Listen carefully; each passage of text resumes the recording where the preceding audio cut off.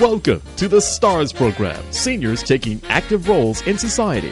And now, here's your host, ANITA FINLEY. Dean Webb, one of our regular radio talk show, I would call him my host almost. He's not quite a host, but he's a wonderful guest. And he is the executive director of Faith Farm Ministries. And, of course, I've been up in the snow in the Arctic, so I got this new voice. No, I'm kidding. I just have a little bit of a hoarse voice. So we're going to let Dean talk about something glorious that happened. Every year, you have this fantastic holiday party. Yeah, we have it. We get some of the staff, myself and others, to contribute to fund it. It's at the Westchester Country Club, and it's really nice. We have a beef carving station and a turkey carving station and salads and desserts. I know because I've been there at all of them. I know you've been. Fortunately, we had Bill sick, so he couldn't do that. But so it was very lavish as usual, right? Yeah, it's our people work in the trenches all year long, and we feel like we just want to honor them and the board. We have the board of directors there, and just to give them a real treat because we do 500,000 meals a year, and it's cafeteria type food, and it's for the students, and the staff have no time to leave the campus, so they eat there too, and so it's just a real nice evening out. And, we have a harpist. Oh, I know. Who plays the harp there, and it's just a wonderful background area. It's really neat. So, was there singing or what, dancing or what? Well, we usually just do. I have fun. I usually have 10 trivia questions. I love for that. prizes, and I said I don't know what you can do with the information we've learned on trivia. We learned that the number one export out of the port of Miami is gold.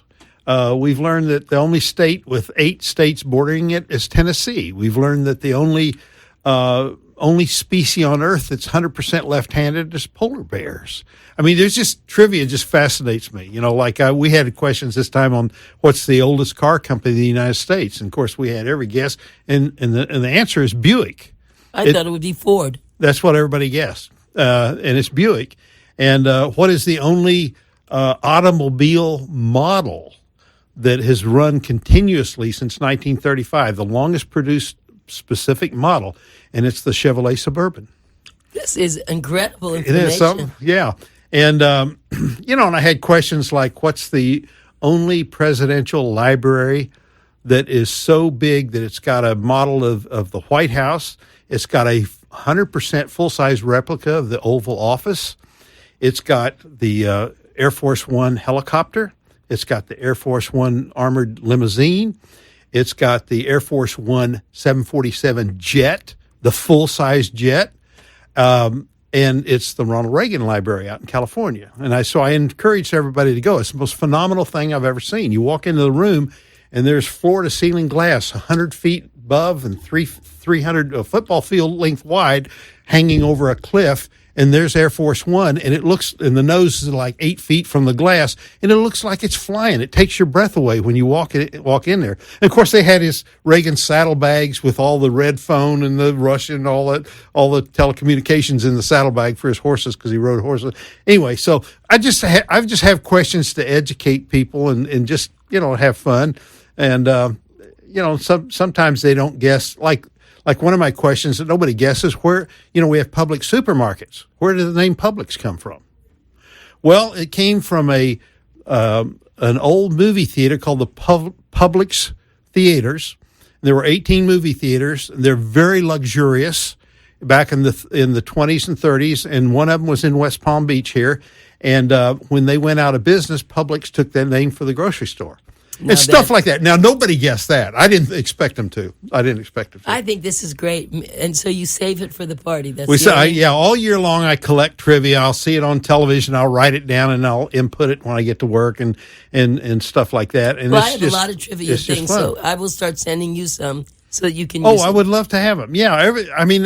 I try and, some things are stumpers, like the Publix thing, but we all have a Publix on our corner here, so it's meaningful because everybody shops at Publix. So I didn't expect anybody to get that because I'd never heard of that. I saw a little vignette on HBO about Publix, and I thought that was really fascinating, so I wrote it down. It was. And so anyway, we just have good fun. And one of the fun things we did is one of the guys, the assistant director at Okeechobee, Lee Jolliker, he says, Dean, do you ever have like any music? I said, well, we have a little bit, but it's not normal. We pack everything in. We have employees awards for the 5, 10, and 15-year pins and all that.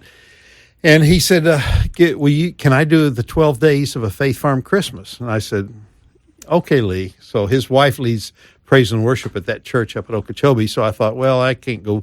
I was a little nervous because I'd never done that before. But I'll tell you, it was the highlight of the evening because there were 12 tables, and they gave everybody the wording had a different table. So, on the 12 days of Christmas, Faith Farm gave to me a 10-month free program. Oh my goodness! Or 10-month program for free.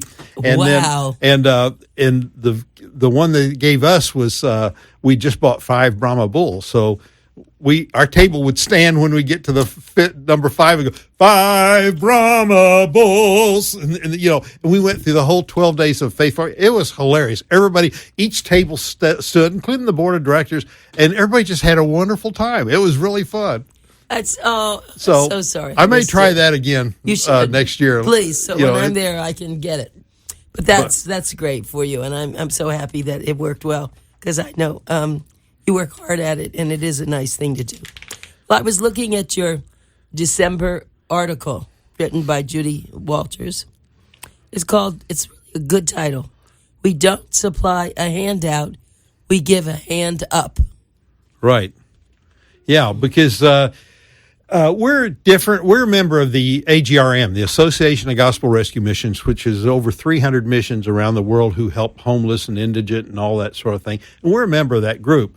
Now, I would say the other 299, most of them are 3 hots and a cot, we call it. You get an overnight place to sleep, and you get 3 meals. You get a shower. You usually have to listen to a spiritual message or a sermon or whatever, and for the evening. And but we don't do that. And matter of fact, we started out that way.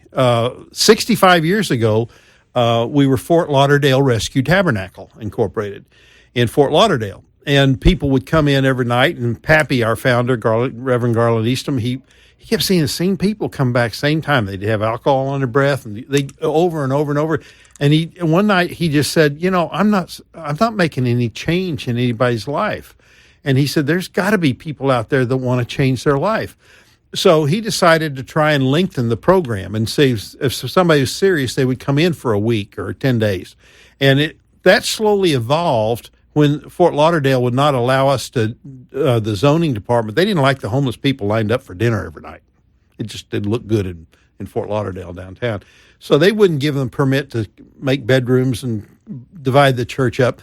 So he moved out to the outskirts of Fort Lauderdale, about 13 acres, and it had raw ground on it, so he built a store to sell thrift store donated items and built a dorm and a church and everything, and then sold the church downtown. And when he moved out there, they grew palm trees and vegetables and that sort of thing, and they took in furniture to sell. Like Pappy used to be in the furniture business in Ohio before he came down here, so he knew about reconditioning furniture. Let's say if you got a chair that was donated and it was missing a leg, he had a lathe. You'd put it on a matching lathe and create a leg and then finish it the same way, and he'd sell a whole chair. And and he would teach guys to upholster furniture and couches and stuff. And so anyway, that's how the thrift store part of it. But because it was so much farming initially, he called it Faith Farm Ministries. So we're actually Fort Lauderdale Rescue Tabernacle, our history, doing business as Faith Farm Ministries, because it's now a 9 to 10 month program and to see life change. So that's kind of how we started with all that, and it's been pretty neat to watch it evolve. And then it went from that 13 acres. That was mainly all alcoholics. People had alcohol problems, and then but it was always he always had a waiting list. Had over 100 people there and didn't have any more beds, so he moved up 45 minutes north to Palm Beach County to Boynton Beach, bought 90 acres. It's actually 87.89, but I call it 90 acres. But anyway, and started another farm campus. And when that was full, and about that time, Anita, we started getting into all these drugs like heroin and cocaine and all that stuff. So while we started out mainly just an alcohol problem, the drug problem added to that, and pretty soon all of Boynton Beach's beds were full between Lauderdale and Boynton Beach. So after operating like that, not being able to get enough people in to help, he went north to Okeechobee, an hour and 15 minutes north of that campus, bought 1,500 acres and started a third campus. And, of course, that campus is a little bit different in that we had got about 62 acres of orange groves. We have pastures, we have cattle, and that sort of thing. So other than that, it's the same as all three campuses have a chow hall. They all have a chapel with their own pastor, have dormitory, and then have some thrift store, have something where they produce income, except Okeechobee also now has cattle and orange groves and that sort of thing that the other two farms don't.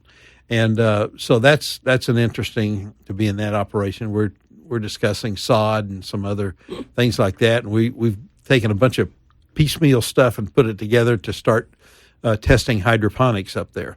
You were doing that. I knew. Yeah, I was and hoping so that would work. But we're going to. We've got some restaurants lined up that say they'll take our lettuce if we can grow it. So for pictorial purposes, we're going to alternate green and red-headed lettuce down the whole rows when we get it grown and take pictures. And you're in charge of all of this.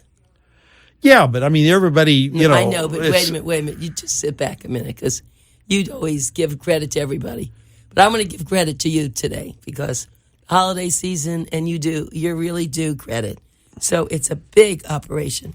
And not only do you take care of all this, but you're always creating new ideas to make more money and to help more people. Yeah, that's our lifeblood. That's another way we're unusual than the other AGRM missions, in that we try and attract people who really want to deeply change their life, not just get out of the cold or out of the heat or whatever to get a bed and a meal. We're after people who want to make a long-term change in their life, and that's tough. That takes time. It's a 9 to 10 month, depending on when you enter orientation, and it's really tough for people to beat a habit. There are a lot of places up and down the coast here that they're $1,000 a day. You know, $30,000 for 30 days at one of these plush places on the beach. And they have doctors and nurses, and they have psychological counseling and stuff like that, and it's very expensive. But from my perspective, my short 9 years experience with this, that's kind of a short-term fix. It's more like luxury abstinence. Of course, our people, we have a zero-tolerance policy, and they have to abstain if they get caught with drugs or alcohol, breathalyzer coming back off pass. They're not allowed in the program. They're kicked out. They can wait 30 days and reapply, but nevertheless, we have a zero-tolerance policy because we have everything from convicted felons to addicts to you name it. And so we just have a zero-tolerance policy, and it's just we always have to test people, and we want people who want to change. I mean, I told Troy, my manager he's the director over the the Boynton Beach campus. The other day, I said, I don't think I would have the energy to come to work every day excited if I were running a regular rescue mission where you just saw the same people over and over night. I would side with Pappy with that. I've got to see life change, and that's the juice in my blood. These graduations where they change and they describe their change in their graduation speeches, because we really want people. I mean, because we're a faith-based organization, my number one goal is to make a disciple. Number two goal is to have somebody totally change their life. They may not buy in our belief system. Because we have Muslims, Jewish people. We have people of no religion, Catholic. I mean, every background possible. So they're not all going to necessarily believe exactly the way we believe. Now, we're going to teach what we believe because we that's changed our lives, and we expect that to change theirs. But the bottom line is we at least want to get people cured and permanently off of drugs and alcohol, and to reset their lives, turn them upside down from stealing and using to get their fix up to where they've got a job and they're becoming a tax-paying citizen. So that's our whole goal. But now I know you say that you can, for people listening now, I'm going to give you a website, and you can call there. I mean, you can email there, actually, or the thing is to get in touch with them. And that is, okay, you have to help me here. Faith Farm, Faith Farm, faithfarm.org, organization, O-R-G. Right. Faithfarm.org. And you can find the number of any of the 3 campuses you're closest to have a pickup if you want to donate to us. We have a site called How to Give. On there, you can click down. You can do everything from send stock to charge a credit card on a secure site for a donation. And a lot of people about this time of year are thinking about year-end tax giving, and we love that because we do need cash gifts. We operate pretty self-sustaining on a month-to-month basis off of our micro-business enterprise. We're pretty good at that compared to anybody else I know. But 94% of every dollar that comes in goes right back into the program and helping somebody. So, but still, you can't add a truck to go pick up. You can't add a business or a bed or anything. A building, you can't add unless we get cash donations, and that's where that comes in.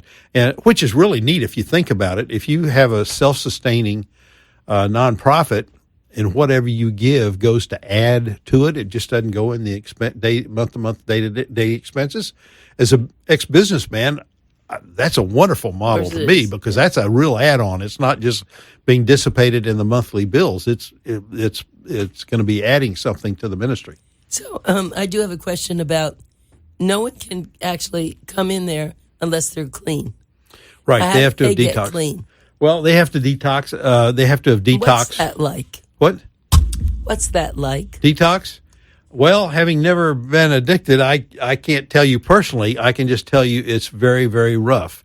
It's actually there are detox centers around Florida here that we can send some. A lot of them are government run, some of them are nonprofits, whatever, and they have to have gone. Sometime people will lie. They want to get in our program so bad, and we'll find out they're not detox. We can sense that, and we'll send them back for a couple days or 3 days.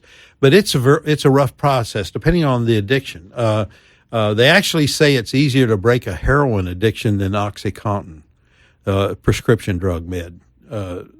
That's really tough. That's very, very powerful.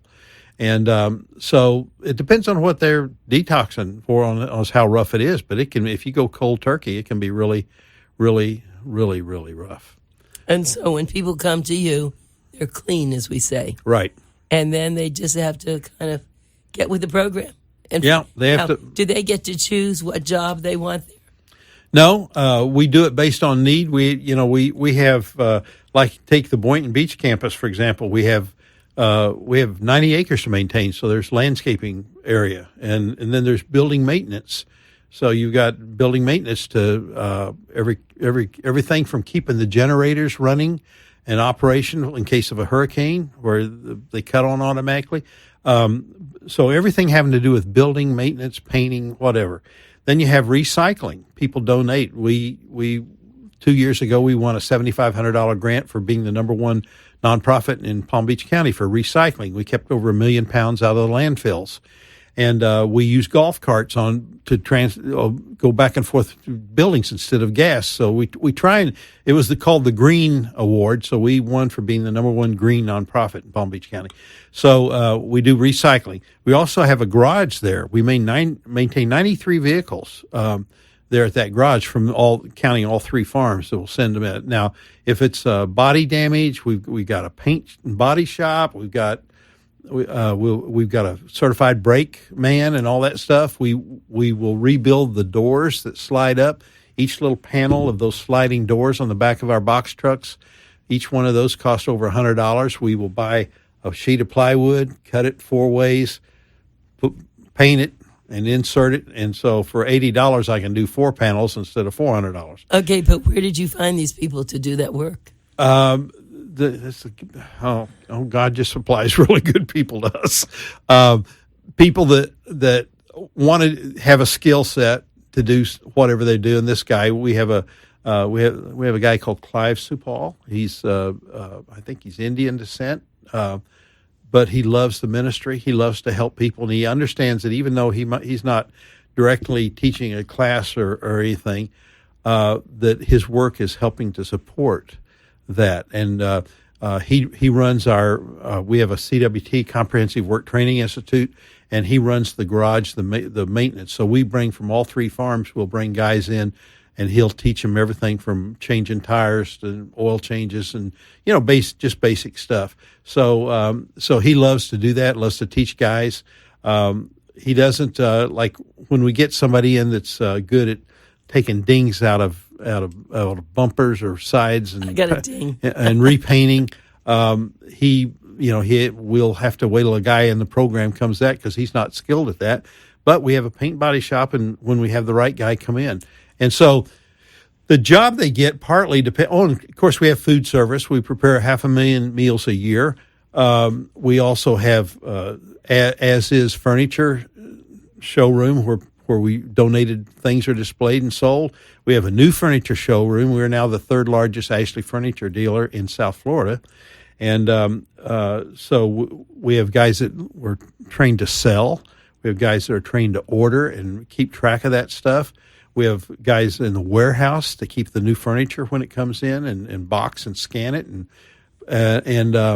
then we have people that are assistants to the pastor. They may be going through spiritual training on how to do things like funerals and weddings and how to do a church service, homiletics, how to create a sermon out of the Bible.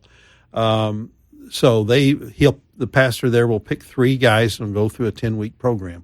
And so, and some of those guys get excited about it, and when they graduate, they will go on to seminary and become pastors. We've got pastors, we've got missionaries in the Philippines, we got people all over the country whose lives have been changed. So we do whatever their thing is, so to speak. We try and put them in that slot. Maybe not initially when they first came in. Maybe some guys barely detox, not paying attention in his morning class.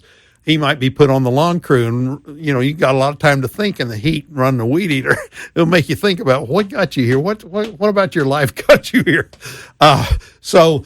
People are not always put directly. It depends. This is the sensitivity of our intake counselors to know where to put somebody. Like we had a guy come in who was a tile man. Well, we had bought some beautiful tile for some upstairs apartments, but we didn't have anybody who was good at laying them. We just had the tile. Well, finally a guy came in. Well, then we had the complexity of, do we need the tile more? Or so we put him out on the lawn crew, let him think for a couple of weeks.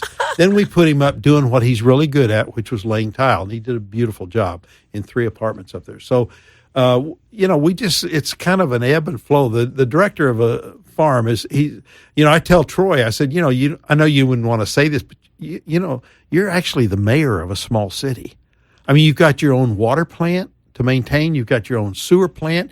You've got your own garage. You got an underground fuel farm. You got 80 acres of landscaping to maintain. You got a thrift store, an as-is store, a brand new furniture store. You got a recycling operation, and you're training 134 men and 20 women. I mean, you've got, this is like a small town, and you're the mayor of it. You've got a microcosm of responsibility that most people never ever have to deal with. I start calling him mayor. I jokingly say, "Hey, mayor, how are you doing?" He said, "No, I'm just doing God's work." But I think that the faithfarm.org is a place for you to go to start. We've never done this before. I'm loving what you're doing. I've learned so much from this show, and I've known so much about you already. But Dean Webb is certainly creative, dedicated. You can see that. He is a wonder man. We ought to get you a suit. Not quite, it's not Superman, it's not Batman, it's some other man. because you do. You fly around, and you really make a difference, Dean. You know what I'm excited about? You know what, the last thing before I walked out of the office today, I saw Judy Walters had a PDF visual of my book before we hit the button to print it. And I'm so excited to see that because it's like an autobiography. It's 47 stories of vignettes, 2 and 3 pages of things that have happened in my life that have been really extraordinary. Matter of fact, it's called an Extraordinary Ordinary Life. Oh, I love and I want you to review it when it comes out. When am I going to see that? Well, I got to print it, and I'm getting ready to leave for Atlanta for 3 weeks vacation Friday, and so I will review it. They're going to FedEx it to me, and when I look at it, I'll tell her to hit the button and print some copies. And oh my goodness, it'll take a couple of weeks or so, but I'll so have it. Proud of you. That Extraordinary Ordinary Life. Wow, thank you. Oh, what's the cover like? It's just a picture of me smiling with the title above and the name below, and the back cover has a picture of me at my cabin in Atlanta on the Yellow River in the background, and it's just stories of everything that have happened to me. And I'm sure it's it's very motivating. Well, as usual, every time you come here, we don't quite know what we're going to talk about, but you have so many stories, and you saved my voice today, and I really appreciate what you did. And we really wish you a very happy holiday. You have Merry Christmas, happy holiday, too. Thank you for having me on. I love to talk about State Farm. You know that. Thank you, Anita.